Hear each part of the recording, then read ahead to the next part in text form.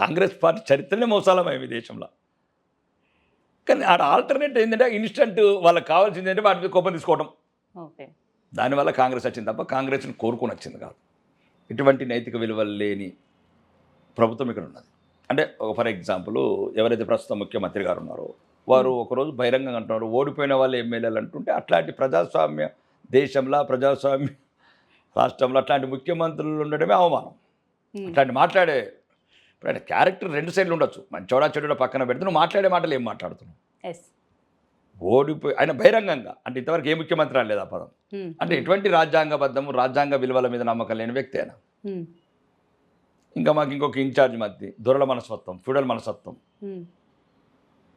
అంటే దక్షిణ తెలంగాణకు చెందిన ఇన్ఛార్జ్ మంత్రి ఉత్తర తెలంగాణ ప్రజలని ద్వితీయ శ్రేణి పౌరులుగా భావిస్తాడు.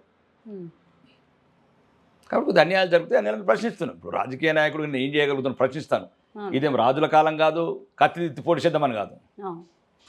ఇప్పుడు అప్పుడైతే గుర్రాల మీద చంపుకునే వాళ్ళం రాజ్యాలు. ఇప్పుడు మహారాణా ప్రతాప్ కావచ్చు, శివాజీ కావచ్చు, ఒక్కొక్కసారి అనిపిస్తుంది అట్లుంటేనే బాగుంటేనేమో ఇట్లాంటి వాళ్ళని ఏదో ఒకటి అవుతుంది. మేమన్నా చూస్తుంది వాళ్ళని చంపుతుంది.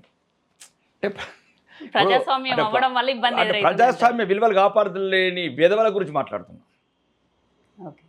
ప్రజాస్వామ్య విలువలు తెలియని వేదవల గురించి మాట్లాడుతున్నాం. సీనియర్లమని చెప్పుకుంటున్న వేదవల గురించి మాట్లాడుతున్నాం. ఏం చెప్పింది బాబాసాహెబ్ అంబేద్కర్ గారు రాసిన రాజ్యాంగం? ఏం చెప్పింది ప్రస్తుతం మీకు రాజ్యాంగ విలువలు? ఇదా?